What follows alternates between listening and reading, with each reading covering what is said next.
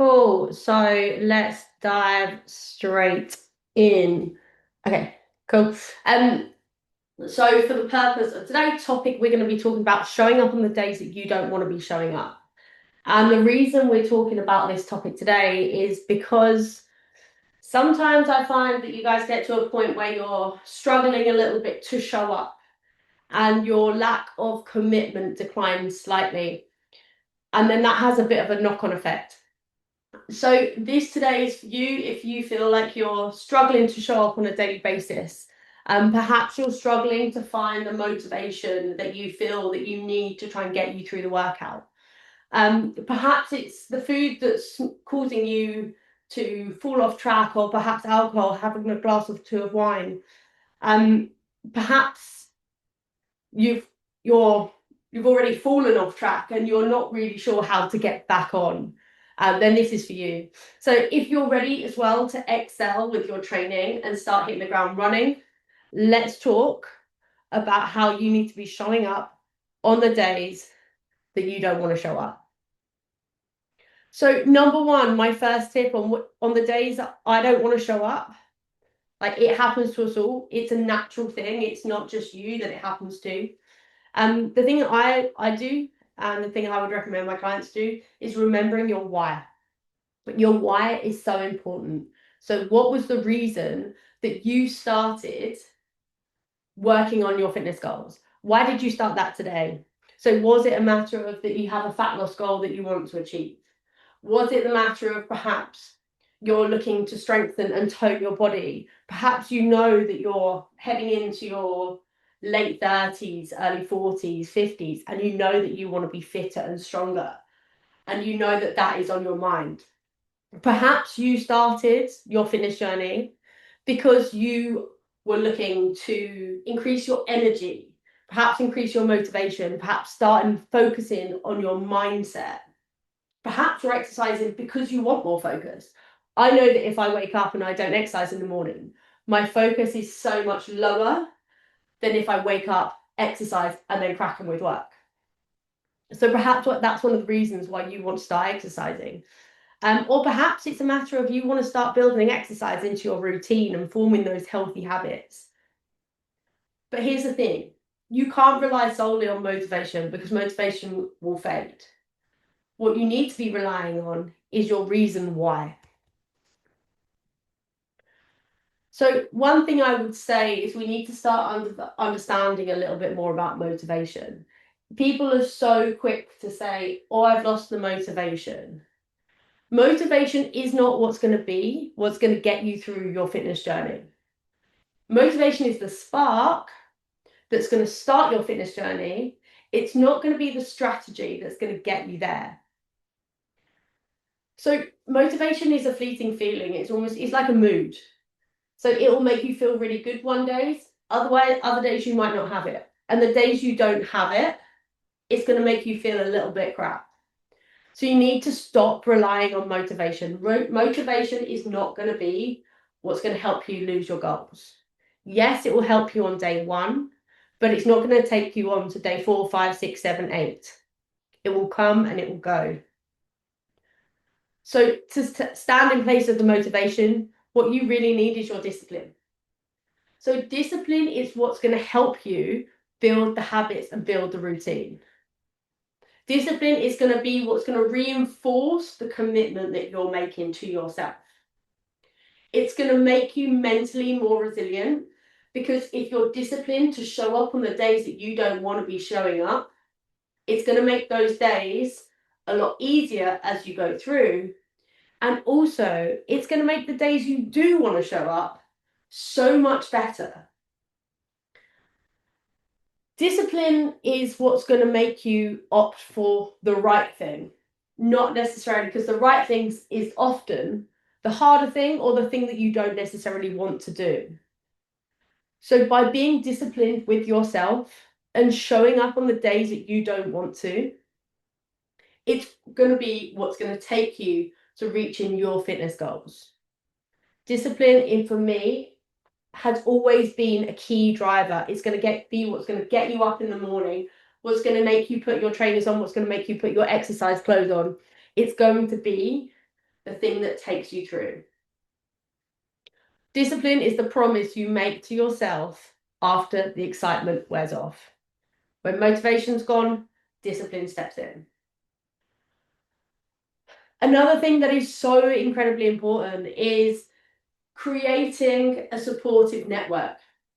You need to start sharing your goals with people. You need to start saying your why aloud. You've got to start motivating one another and holding each other accountable, because ultimately, if you're sharing your wins and sharing your best practice, then that's not only going to help and support you, it's going to help and support those around you. People thrive off other people's wins, and it makes other people know that it's possible. Accountability is another one. So accountability, again, is just saying it out loud will hold you more accountable. Letting your friends, family, coach know what your goal is. Reminding yourself all the time of what your goal is. What I would always recommend doing as well, if it's an aesthetic goal, is like putting photos on your fridge, or making sure you're doing your shopping online instead of going into a shop, because it makes it so much easier to avoid the temptation of having the end of aisle chocolates. Like being accountable to yourself, like showing up on the days that you don't want to show up on, doing your body metrics that you don't want to do, doing your check-in forms even if you don't want to do them, and doing your progress photos. Because that in itself is you holding yourself accountable and showing that you're showing up and that you can do this to yourself. If you skip, essentially you're only fooling yourself, it's nobody else.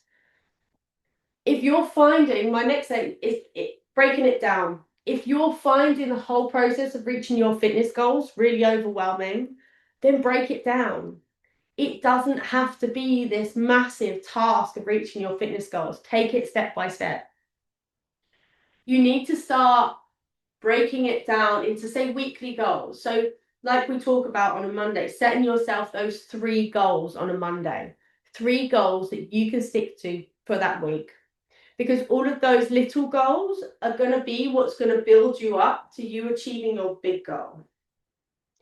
So when it comes to thinking that you've got, say, 3, 4, 5 workouts this week, if that in itself daunts you, don't think about all those other workouts. Think about your next workout, and that is it. Think about laying your clothes out and putting your trainers on, then that's it. Tiny little steps going towards your next workout, tiny little steps going towards the right choice is what's going to form your daily healthy habits. And that's going to then turn into making you have a healthy routine. Don't think about your week of 10, 11, 12,000 steps. Think about your day. Just today, you've just got to get 10,000 steps a day. You've only got to hit today's step target.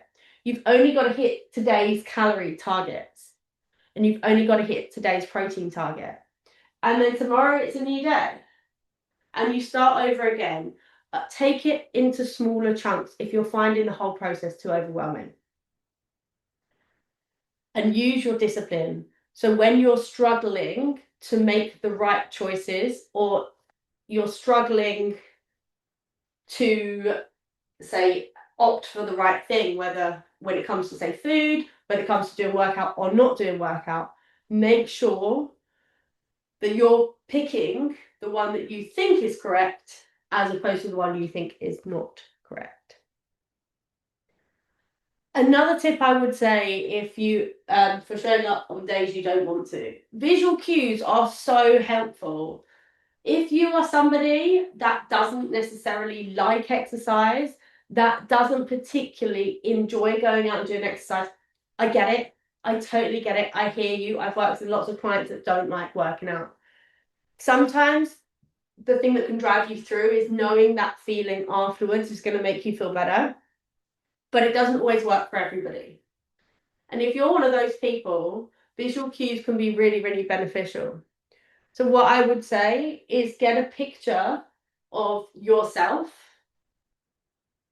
of how you are now, of how, if you're wanting to lose weight, then put a picture of yourself on your fridge, on your cupboards, so that every time you go to that cupboard, you see a picture of yourself and it triggers you. As silly as it sounds, it's what's going to help you be accountable and stay on track. Make sure you're doing your weekly check-in photos, your before and after pictures, because you'll see the gradual changes your body is making. And when you're seeing those changes that your body is making, that's going to motivate you and that's going to drive you along. And if you are struggling as well to stay on track, or you're struggling to turn up for yourself, perhaps there's a quote or perhaps there's a saying or something that can mean something to you, and start thinking about that or putting it somewhere. Basically covering a space that you frequently go to with visual cues to hold you accountable and keep you on track. It can just be the prompt that you need. One other thing that I find is really beneficial, if you are somebody that typically reaches for, say, chocolate in the afternoon or biscuits in the afternoon, or like sweet treats, snacks, crisps, change the cupboard that they're in. If they're in one cupboard, switch that cupboard to another cupboard, so that a lot of the time you're reaching for those foods through habit instead of actually reaching because you need it, because you want it. We don't need chocolate in the afternoon. We don't need it. We might want a sugar fix because our energy is dipping, but we don't need the sugar. We don't need the chocolate. So what I would recommend doing is taking, I call it a crap cupboard, I don't know what other people call it, but taking your, say, crap cupboard and changing it to a new place. So when you get to that afternoon, when you go and reach for the cupboard, you're automatically in the wrong cupboard. That's going to trigger your mindset, and it's going to make you think twice about whether or not you actually want to eat that or not. And 9 times out of 10, that's going to make you think, I don't need that, I should have something else. Even better if you can replace what was there with something that's marginally healthier, or even something that is not food related, like, I don't know, plates, cups, something that would completely make you not think about food, essentially. The real win when it comes to showing up on the days that you don't want to show up is consistency. Now, I don't mean consistency in turning up every day and every day being perfect. That's unrealistic. Like, that's not happening. We can't, like, perfection doesn't always happen, especially as mums, right? You've got to be consistent in showing up on the days that you don't want to show up. You've got to accept that not every workout is going to be perfect. You might have to cut it short. You might have to start later than you wanted to start. You might not be able to get 45 minutes in, you might be able to get 30 minutes in, you might only get 15 minutes in. You might not always be lifting your heaviest weights, because sometimes it can feel really, really hard lifting those heavy weights. Sometimes you need to drop down your weights, and that's fine, because the most important thing is making sure that you are showing up on the days that you don't want to be showing up, because consistency is going to be what's going to get you to reach your results. Ultimately, your fitness journey is you versus you. I can give you guys the tools to get you there. I can try and hold you accountable. I can give you your weekly check-ins. But ultimately, it's you versus you. And you don't want to cheat yourself. So show up, be consistent, accept that it's not always going to be perfect, accept you're not always going to lift the heaviest weights, but just keeping going on the process, picking the right choices over the wrong choices, allowing yourself to have a sweet treat every so often, but make sure it is still a treat. It's not an everyday thing. Because these are the things that are going to get you to reaching your ultimate goal, your ultimate fitness goal. And trust me, if you can turn up on the days that you don't want to turn up, then you can turn up on any day. And once you start turning up on those days that you don't want to, everything's going to start feeling a whole lot easier. Those days are going to get fewer and fewer, because you're going to be starting to form healthy habits around exercise and fitness. And you're going to start feeling good about exercising and how you look and how you feel.